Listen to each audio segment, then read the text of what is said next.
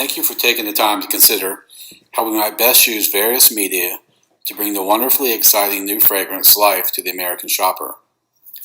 I'm Rick Cole, and I designed this approach and presentation. Life Perfume is a startup brand. It's new and it's fresh. In America, a nation of immigrants and new beginnings, we love those stories. For example, in France in 1921, another startup perfume was about to emerge. Coco Chanel, the French fashion designer, was a successful dress designer on the continent, but not the iconic worldwide brand we all know. But she had an audacious idea about what women really wanted in a perfume. She created the scent that came to be known as Chanel No. 5. The perfume itself was innovative because she wanted to make a break from traditional perfumery, in which a woman would identify with a single floral scent, like rose. She said women didn't want to smell like roses, they wanted to smell like women. That was her inspiration. Women wanted to smell fresh and clean and lovely and beautiful. The reason it's called No. 5 is because it was the fifth sample that she was shown that she came to love. So here we are again at a new beginning, with a perfume that is also created for women who don't want to smell like some celebrity or someone else, but to want to smell as essential and vital as life itself. Life Perfume. It's new. And it's now. It represents young women who want to show their individuality and their attention to well-being and true beauty in body, mind, and spirit. In this presentation, we will see how to put this new exciting scent into the hands of the women who want to wear it. We'll consider the strengths and challenges of introducing life in America. We'll zero in on our target audience, and we'll see how those women live is the key to how to reach them. Then we'll pull together a mix of media solutions to accomplish our brand and sales goals. The biggest challenge for Life is that it is a startup. Like much in the fashion-related industries, new is risky and daring. Instead, old brands persist and new brands typically are marketed under known entities or name brand celebrities. But this startup status is also a strength because today's women are rejecting stereotypes and blazing new trails and identities. Young women today are more individualistic than ever have been before. Life has received favorable reviews in the fashion press, and this is a strength that we can build on. Life is young and it's fresh, and you'll see that the reviews and the scent and the packaging all match their audience.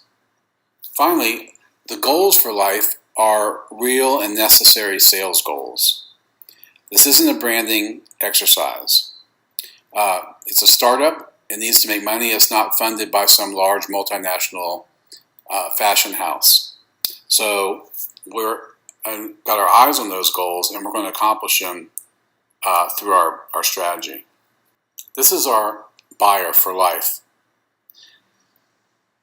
It's a perfume for young women. But don't think young and frivolous. Think educated, aspirational, and urban. She has money that she earns and values. She lives a connected life, both in terms of technology and relationships, and those work together in her life. She isn't her mother, but she doesn't reject her mother. She doesn't see a conflict between feminism and beauty. She uses her senses to experience the world, not just her head, but ignore her intelligence and you suffer. Wellness isn't a trend for her. It's a way of life that includes what she eats, what she drives, wears, and how she votes. Wellness influences where she lives and how she spends her time, energy, and money. Wellness is a term that is defining this generation. How are we going to reach her? We're going to use technology. It's integral to her life. There's no longer a gender gap, except that women are more engaged than men in social interactions and purchasing. A Life's perfume buyer seamlessly moves between all technology platforms and yet continues to enjoy traditional media. She uses television to relax, and she uses magazines for more in-depth information. Social media engagement is a way of life for her. More than just keeping up with friends or keeping up with the Kardashians, social media informs her politics and her purchasing. If her peers on social media don't like your product, she won't like your product. So keying off what we know about the Life woman, how she engages with media, what devices she uses, what channels and platform, we are suggesting a media mix that will find her and engage with her where she is. This mix is structured to optimize Life perfume sales as much as defining Life's brand.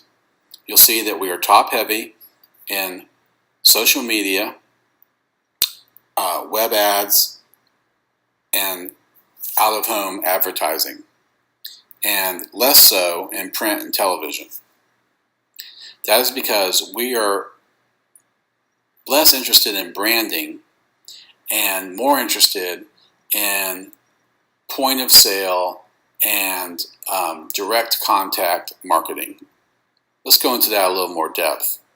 Life is new and it needs to get going quickly.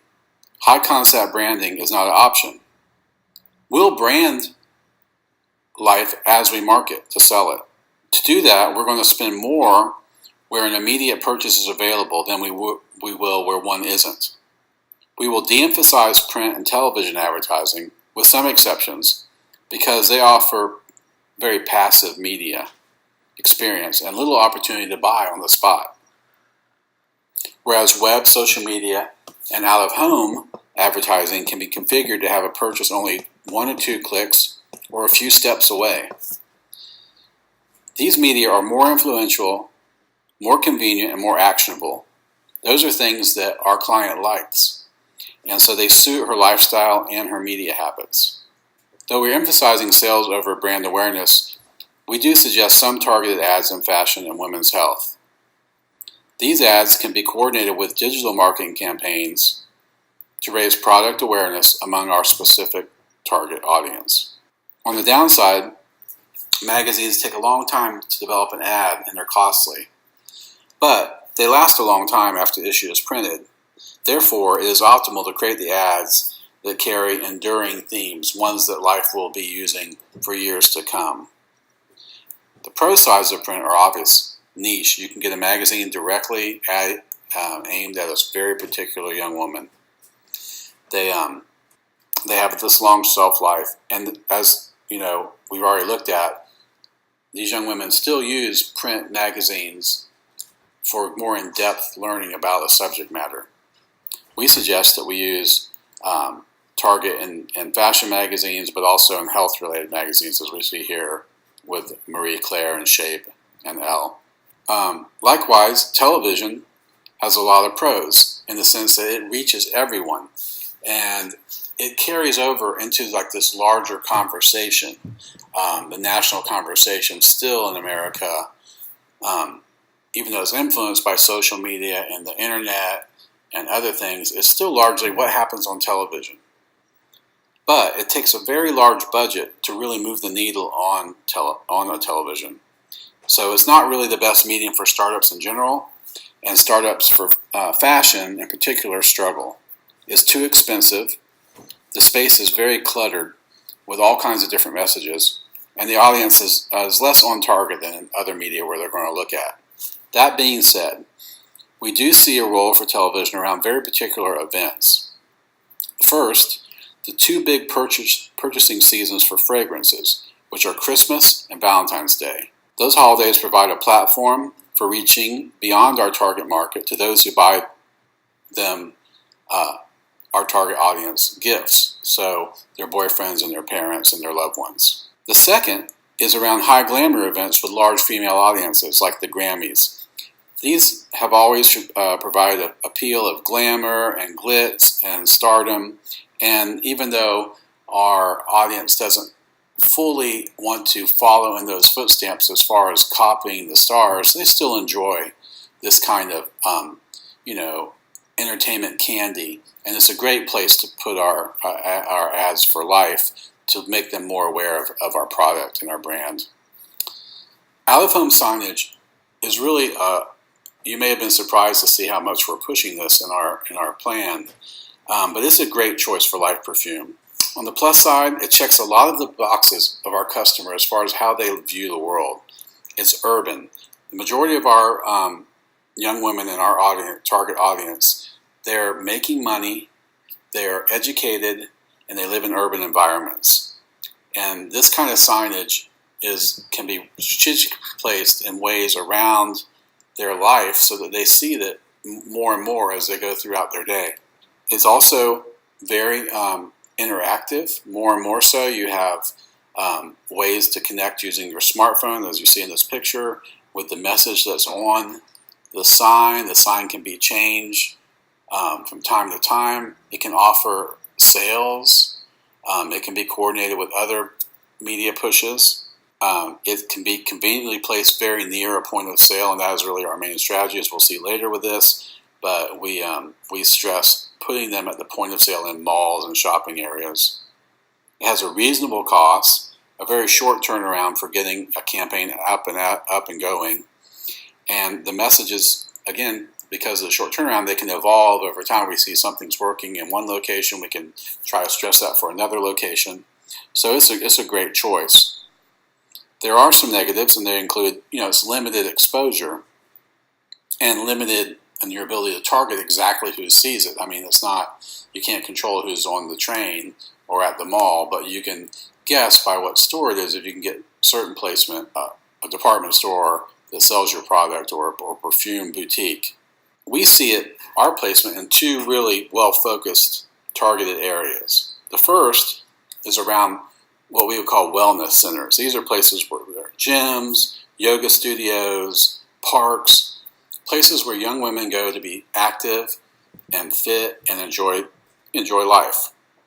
The second is around shopping districts, and of course this makes a very obvious choice that you put the signage right where people are going to buy. Again, even if they're not near a store, this technology integration with modern signage allows the out-of-home shopper to still be only a click away with their smartphone from a purchase. One of the best things about out-of-home is that unlike social media and web and television and print, the consumer doesn't really make the choice about seeing this ad. We put it in line with her daily movements, and that guarantees that she will be exposed at least so many times in the course of a month to this ad, whether she likes it or not. And she doesn't have to decide to go looking for perfume on the web or read, a blog about it. Again, I'm going to refer to what I said about social media usage.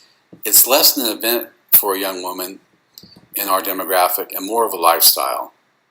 Marketing on social media through ads, buys, direct appeals, active management, and influencers can permeate her social environment and reach her, as well as provide a way for her to reach you. The thing about social media that's challenging is that it's customer empowering. It's interactive and it's experiential. It involves real-time, even though it's mediated, life experiences. So she's actually having conversations with people or the company about the product, and it's interactive, and it's the ability for a two-way conversation rather than just a single channel broadcasting towards her. A peer review or other users are just a click away from the actual purchase, so you really get a lot of positive feedback. People can decide to go ahead and purchase right then, click a couple buttons, and the perfume is on its way to their house. On the downside, though, it isn't called earned media for nothing. Social media takes a commitment of resources to monitor the conversation, listen and engage with users, and it takes daily updating, and the results of particular efforts are often hard to measure. So it's a real commitment to do social media right. Our recommendation is to focus on 3 platforms: Facebook, Pinterest, and Instagram. Each has its own advantages and requirements to be effective. What they hold together is the approach is highly visual, highly engaged, and they all offer advertising purchases. Some exploration about product placement with influencers we suggest should be considered, like, say, Jessica Alba. Young women look to her for her wellness lifestyle or a holistic approach to life. So if you could get some of Life Perfume in her hands, it could really be a great turning point for developing a following.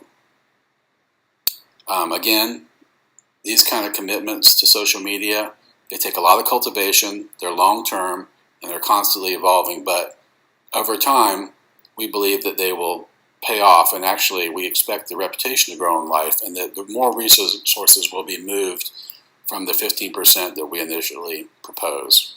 So web and mobile are really the same thing these days. Ads bought in this space are highly responsive and data generating. The ads can be targeted by site, by search, by location, by time, by audience, and even by the individual. They have the potential to reach everyone and one specific person. Highly flexible. Ad campaigns on the web are very scalable for specific events and seasons and offerings. So you can have hardly anything going on, and then the next day flood everything. You don't have to make your advanced purchases months in advance like you do with print and television. They also have the advantage of click and buy technology. And again, this goes back to our overall strategy, not really to emphasize brand, but to emphasize sales. So when we push out an ad on a website, say Elle Magazine, online edition, the person likes the fragrance and likes the offer, they can make that decision, and we've made a sale right then.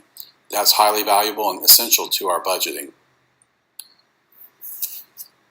Particular placement suggestions would come from a vast array of possibilities, but they should include female-focused health and beauty sites, synergistic type of retail situations, whether it be department stores or other websites or brands that we might find commonality with, say like Lululemon, popular news feeds, and more. So let me recap. Life Perfume is at the beginning of a great success. It is a scent for a now woman. It appeals to her sense of self and how she approaches the world. She is young, she's aspirational, smart and sensual, connected and aware. She needs to be marketed to as an individual who makes and creates her own space in life. Wellness, mind, body, and spirit is her driver in how she measures her choices. She's digitally savvy, and her presence on social media is not only a given, it helps her frame her decisions. She's urban and loves to interact with her world.